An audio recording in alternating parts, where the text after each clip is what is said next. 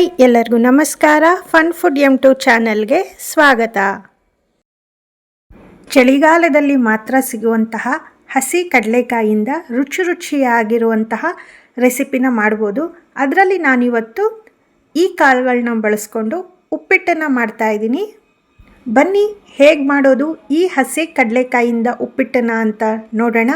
ಅದಕ್ಕಿಂತ ಮುಂಚೆ ಇನ್ನೂ ಯಾರಾದರೂ ನನ್ನ ಚಾನಲ್ನ ಸಬ್ಸ್ಕ್ರೈಬ್ ಮಾಡ್ಕೊಳ್ಳದೆ ನೋಡ್ತಾ ಇದ್ದರೆ ದಯವಿಟ್ಟು ಸಬ್ಸ್ಕ್ರೈಬ್ ಮಾಡಿಕೊಂಡು ಸಪೋರ್ಟ್ ಮಾಡಿ.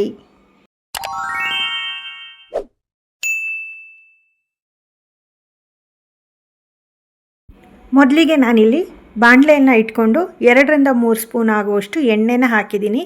ಅದಕ್ಕೆ ನಾನಿಲ್ಲಿ 1 ಸ್ಪೂನ್ ಆಗುವಷ್ಟು ಉದ್ದಿನಬೇಳೆ, 1 ಸ್ಪೂನ್ ಆಗುವಷ್ಟು ಕಡಲೆಬೇಳೆನ ಸೇರಿಸಿ ಸಾಸಿವೆ ಜೀರಿಗೆನ ಹಾಕಿದ್ದೀನಿ. ಇದೆಲ್ಲ ಸ್ವಲ್ಪ ಕೆಂಪುಗೆ ಹುರ್ಕೋಬೇಕಾಗುತ್ತೆ.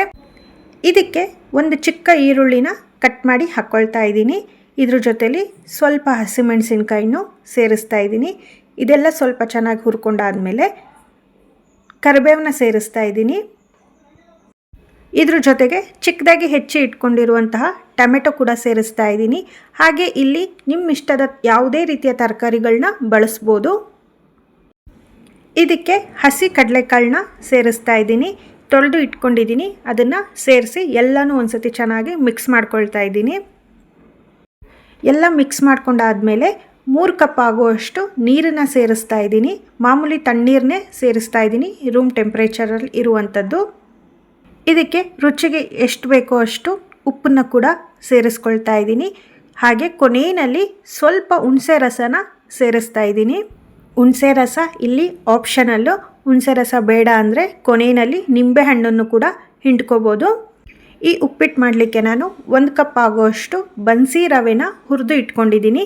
ನೀರೆಲ್ಲ ಚೆನ್ನಾಗಿ ಕುದ್ದ ಮೇಲೆ ಆ ರವೆನ ಸೇರಿಸ್ತಾ ಇದ್ದೀನಿ. ಎಲ್ಲ ನೀಟಾಗಿ ಒಂದು ಸತಿ ಮಿಕ್ಸ್ ಮಾಡಿಕೊಂಡು ಒಂದು ಪ್ಲೇಟನ್ನು ಮುಚ್ಚಿ ಒಂದು 2 ನಿಮಿಷ ಆ ರವೆ ಎಲ್ಲ ನೀರಲ್ಲಿ ಬೇಯೋದಕ್ಕೆ ಹಾಗೆ ಬಿಡ್ತಾ ಇದ್ದೀನಿ. ಈ ಹಸಿ ಕಡಲೆಕಾಯಲ್ಲಿ ಪ್ರೋಟೀನ್, ಆರೋಗ್ಯಕರ ಕೊಬ್ಬು ಮತ್ತು ನಾರಿನಂಶ ಸಮೃದ್ಧವಾಗಿದ್ದು ರವೆಯ ಜೊತೆ ಸೇರಿದಾಗ ಒಂದು ಸಮತೋಲನವಾದ ಉಪಹಾರ ಅಂದರೆ ತಿಂಡಿಯಾಗುತ್ತೆ. 2 ನಿಮಿಷ ಆದಮೇಲೆ ನೋಡ್ತಾ ಇರ್ಬೋದು ಉಪ್ಪಿಟ್ಟು ಸಹ ತುಂಬಾ ಚೆನ್ನಾಗಿ ಬೆಂದಿದೆ. ಎಲ್ಲ ನೀಟಾಗಿ ಇನ್ನೊಂದು ಸತಿ ಮಿಕ್ಸ್ ಮಾಡ್ಕೊಳ್ತಾ ಇದ್ದೀನಿ. ಈ ಉಪ್ಪಿಟ್ಟು ಮಾಡಲಿಕ್ಕೆ ಜಾಸ್ತಿ ಸಮಯನೂ ಬೇಕಾಗಲ್ಲ, ಬೇಗನೆ ಆಗೋಗುತ್ತೆ. ಹಾಗೆ ಮೇಲೆ ಒಂದು ಸ್ವಲ್ಪ ಹಸಿ ಕಾಯಿ ತುರಿನ ಸೇರಿಸ್ತಾ ಇದ್ದೀನಿ. ಈ ಕಾಯಿ ತುರಿ ಹಾಕೋದ್ರಿಂದ ಉಪ್ಪಿಟ್ಟು ತುಂಬಾ ರುಚಿಯಾಗಿ ಬರುತ್ತೆ.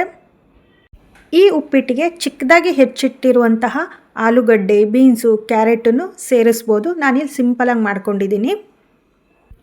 ಬಿಸಿ ಬಿಸಿಯಾದ ಹಸಿ ಕಡಲೆಕಾಯಿಂದ ಮಾಡಿರುವಂತಹ ಉಪ್ಪಿಟ್ಟು ರೆಡಿಯಾಗಿದೆ. ನಿಮ್ಮ ಇಷ್ಟದ ಯಾವುದೇ ರೀತಿಯ ಚಟ್ನಿ, ಮೊಸರು ಜೊತೆಲಿ ಸರ್ವ್ ಕೂಡ ಮಾಡ್ಬೋದು. ನಾನಿಲ್ಲಿ ಚಟ್ನಿ ಪುಡಿ ಹಾಗೆ ಕಡಲೆಕಾಯಿ ಚಟ್ನಿ ಇತ್ತು, ಅದನ್ನು ಕೂಡ ಹಾಕ್ಕೊಳ್ತಾ ಇದ್ದೀನಿ. ತುಂಬಾ ರುಚಿಯಾಗಿ ಬಂದಿತ್ತು. ಒಮ್ಮೆ ಟ್ರೈ ಮಾಡಿ ನೋಡಿ. ಈ ವಿಡಿಯೋ ನಿಮ್ಗೆ ಇಷ್ಟವಾಗಿದ್ದರೆ ದಯವಿಟ್ಟು ಲೈಕ್ ಮಾಡಿ, ಕಮೆಂಟ್ ಮಾಡಿ, ಶೇರ್ ಮಾಡಿ, ಸಬ್ಸ್ಕ್ರೈಬ್ ಕೂಡ ಮಾಡಿ, ಹೈಪ್ ಕೂಡ ಮಾಡಿ. Thank you.